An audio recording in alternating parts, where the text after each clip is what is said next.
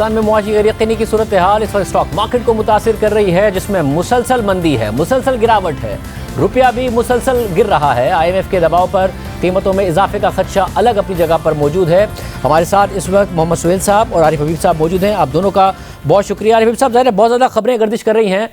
پاکستان کے امریکہ کے ساتھ تعلقات ہیں، وہ آئی ایم ایف کے ساتھ جو معاہدہ ہے اس پر نہ اثر انداز ہوں، آئی ایم ایف کی شرائط بہت زیادہ سخت نہ ہوں، سول عسکری قیادت کے درمیان جو تعلقات ہیں اس کے حوالے سے بھی آج قیاس رہیاں خبروں میں آیا کہ جی مارکیٹ کو متاثر کر رہی ہیں۔ ایگزیکٹلی کیا ہے؟ کیا کوئی اندرونی صورتحال متاثر کر رہی ہے، بیرونی صورتحال متاثر کر رہی ہے؟ پینک اس وقت مارکیٹ پہ؟ آئی تھنک مارکیٹ گر رہی ہے تو لوگ اس کو جسٹیفائی کرنے کے لیے یہ سب جو ہے وہ باتیں کر رہے ہیں۔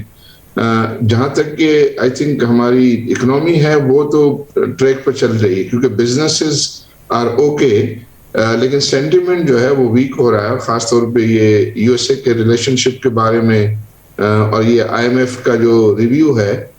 اس کے بارے میں ذرا انسرٹنٹی ضرور ہے۔ اور مارکیٹ چونکہ ہم یہ ایمرجنگ مارکیٹ سے جو ہے فرنٹیئر مارکیٹ میں گئے ہیں تو وہ ایمرجنگ مارکیٹ فنڈز ہیں وہ ڈس انویسٹ کر رہے ہیں، اور فرنٹیئر مارکیٹ فنڈ ابھی تک جو ہے وہ مارکیٹ میں بائنگ سائڈ پہ جو ہے وہ نظر نہیں آئے، تو اس کی وجہ سے جو ہے وہ مارکیٹ پہ پریشر ہے۔ پھر آپ نے دیکھا کہ جو کمپنی زیادہ رن اپ میں تھی وہی جو ہے وہ زیادہ گری ہیں، تو اس سے ذرا جو ہے وہ سینٹیمنٹ افیکٹ ہوا ہے ڈیفینیٹلی۔ محمد سہیل صاحب، آپ بتائیے گا کیوں ایک پینک کی سی صورتحال نظر آتی ہے اچانک؟ آپ نے بالکل بجا فرمایا شادیب بھائی، یہ پینک ہی ہے کیونکہ مارکیٹ پچھلے 2-3 ہفتے سے لگاتار گر رہی ہے، اور اگر ہم 3-4 ماہ میں دیکھیں تو 10% سے زیادہ گر چکی ہے روپی ٹرمز میں، اور تقریباً 18% کے قریب ڈالر ٹرمز میں گر چکی ہے، اور مارکیٹ کیپٹلائزیشن میں صرف 4 مہینوں میں $10 بلین کا نقصان ہو چکا ہے۔ فیئر یہی ہے کہ جو ویکینڈ پہ ہم نے دیکھا کہ جو اطلاعات ہیں اخباروں میں جو آئی ہیں خبریں کہ آئی ایم ایف جو ہے وہ انسسٹ کر رہا ہے حکومت کو کہ نہ صرف بجلی اور گیس کے ریٹس بڑھائے جائیں بلکہ سیلز ٹیکس، انکم ٹیکس اور ڈیوٹیز بھی بڑھائی جائیں۔ تو آئی تھنک یہی خوف ہے انویسٹرز کے ذہن میں کہ چونکہ پاکستان کے امریکہ سے تعلقات اتنے اچھے نہیں رہے تو جو آئی ایم ایف کے پروگرام میں ہم دوبارہ ری انٹر ہونے کی کوشش کر رہے ہیں تو وہاں پہ شرائط جو ہیں بڑی سخت ہوں گی، اور یہی انسرٹنٹی اور فیئر ہے جو مارکیٹ میں پینک کریٹ کر رہا ہے۔ جو ٹیکس بڑھانے کی سہیل صاحب اور بجلی کی قیمتیں بڑھانے کی شرائط گردش کر رہی ہیں، آپ کو لگتا ہے اگر وہ مان لیتا ہے تو معیشت بری طرح متاثر ہو سکتی ہے، گروتھ متاثر ہو سکتی ہے اس سے؟ دونوں ریلیٹڈ ہیں میرے خیال میں۔ اگر آئی ایم ایف کی شرائط سخت ہوں گی تو جو اکانومی کی جو ریکوری تھی وہ بھی اثر انداز ہوگی، اور جو ایک انویسٹر بجٹ کے بعد یہ سوچ کے بیٹھا تھا کہ ہم 5% کی GDP گروتھ کریں گے وہ بھی سلو ڈاؤن ہوگی۔ تو میرے خیال میں اکانومک سلو ڈاؤن اور آئی ایم ایف کی جو کنڈیشنلٹیز ہیں یہی سب سے بڑا فیئر ہے، اور ہم نے پاسٹ میں بھی دیکھا ہے کہ جب بھی اس طرح کی ٹائٹننگ ہوتی ہے تو انفلیشن بڑھتا ہے، انٹرسٹ ریٹ بڑھتا ہے، جو ایکویٹی مارکیٹس کے لیے نیگیٹو ہوتا ہے۔ عارف صاحب، آپ بتائیے گا آئی ایم ایف سے اچھی ڈیل نہ مل پائے یہی ایک کنسرن ہے، یا پھر امریکہ سے تعلقات اور پھر وہ نہ آئی ایم ایف سے اثر انداز ہوں، یہ سارے کے سارے کنسرن ایک ساتھ ہیں؟ آئی تھنک اکنامک فنڈامنٹلس پہ تو مجھے اتنی بری نہیں ہے۔ اس کی وجہ یہ ہے کہ اگر کچھ ان کی کنڈیشنلٹیز ہوں گی بھی اور اگر گیو اپ کرنا پڑا تو پاکستان جو ہے وہ گیو اپ کر لے گا۔ زیادہ لوگوں کو جو ہے وہ فیئر جو ہے وہ پولیٹیکل فیئر ہے، کہ پولیٹیکل فیئر ہے اگر کوئی ایسا نہ ہو کہ یہ یو ایس اے جو ہے وہ اپنی کوئی فرسٹریشن جو ہے وہاں سے جو ہے اس کو جو ہے یوز کرے، اور وہ یوز کر کے جو ہے کسی قسم کا ہمیں سرپرائز نہ دے۔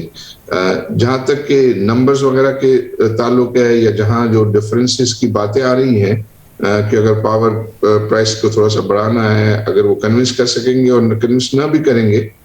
تو میں یہ سمجھتا ہوں کہ پھر وہ جو ہے پاکستانی سائڈ شاید گیو اپ کر دے یہ پروگرام جو ہے کو لینے کے لیے۔ محمد صاحب، آئی ایم ایف کی شرائط ماننا بہتر ہوگا یا پھر اس پروگرام سے نکلنا بہتر ہوگا؟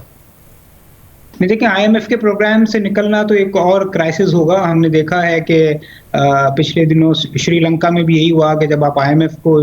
چھوڑتے ہیں اور آپ کی ریزروز بہت کم ہوتے ہیں اور آپ کی فسکل ڈیفیسٹ زیادہ ہوتا ہے وہ تو زیادہ نقصان دہ ہوتا ہے۔ میرے خیال میں حکومت کو نہ صرف آئی ایم ایف سے معاہدہ کرنا چاہیے جلد از جلد، بلکہ اپنے تعلقات جو ہیں خاص طور سے امریکہ کے ساتھ اس کو بھی ری وزٹ کرنے کی ضرورت ہے، کیونکہ